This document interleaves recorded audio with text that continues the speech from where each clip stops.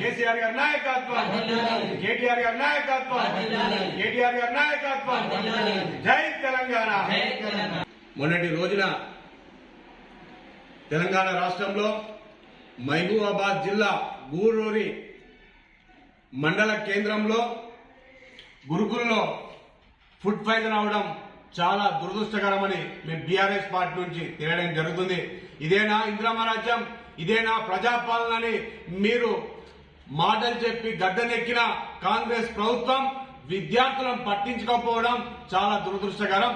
రాష్ట్ర వ్యాప్తంగా మీరు కాంగ్రెస్ అధికారంలోకి వచ్చి 14 నెలలు గడుస్తున్నా ఎన్నో ఫుడ్ పాయిజన్లు, కొంతమంది విద్యార్థులు చనిపోయడం జరిగింది. ఇదేనా మీరు విద్యార్థులకి ఇచ్చే రక్షణ అని మేము అడగడం జరుగుతుంది. నిజంగా ముఖ్యమంత్రి గారు రేవంత్ రెడ్డి గారు విద్యార్థుల పట్ల మీరు ఏం పట్టించుకుంటారని ఈ సందర్భంగా అడగడం జరుగుతుంది. ఎక్కడో ఒక చోట రోజుకొక చోట విద్యార్థులు ఫుడ్ పాయిజన్ అయి హాస్పిటల్ పాలవుతే మీరు ఎందుకు అవిట మీద చర్యలు తీసుకుంటలేరని ఈ సందర్భంగా మేము అడగడం జరుగుతుంది. ముఖ్యమంత్రి గారు మీరు రాజకీయం గురించి కాకుండా విద్యార్థుల ప్రాణాలతో చెలగాటమాడుతున్నారు. విద్యార్థులు కాంగ్రెస్ ప్రభుత్వం అధికారంలోకి వచ్చిన తర్వాత విద్యార్థులు దాదాపు 48 మంది విద్యార్థులు చనిపోవడం జరిగింది.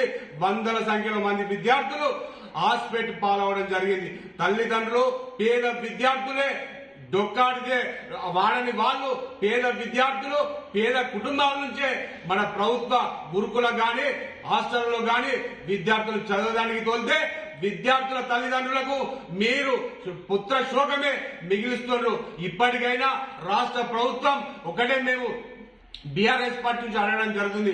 అయ్యా ముఖ్యమంత్రి గారు మీరు ఖచ్చితంగా ఫుడ్ పాయిజన్ అయినా అక్కడ ఖచ్చితంగా అధికారుల మీద సస్పెండ్ చేయాలి, అవసరమైతే డిస్మిస్ చేయాలని మేము బీఆర్ఎస్ పార్టీ నుండి డిమాండ్ చేస్తున్నాం.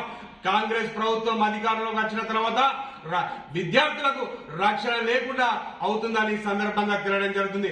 మీరు ఎన్నో హామీలు ఇచ్చి గద్దెనెక్కిన తర్వాత విద్యార్థులకే రక్షణ లేకుండా అవుతుంది.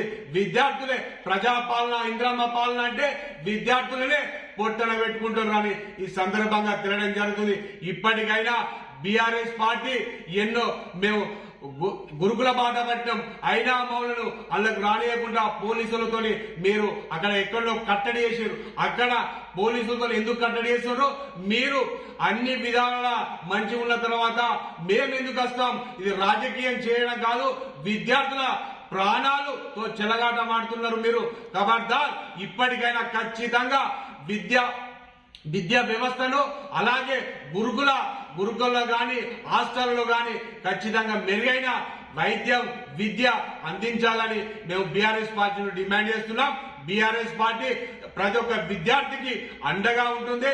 BRS party working president KTR గారి నాయకత్వంలో విద్యార్థులకు ఎక్కడ అన్యాయం జరిగినా అక్కడ ఆందోళన చేసేందుకు మేము సిద్ధంగా ఉన్నామని ఈ సందర్భంగా తెలియడం జరుగుతుంది. జై తెలంగాణ.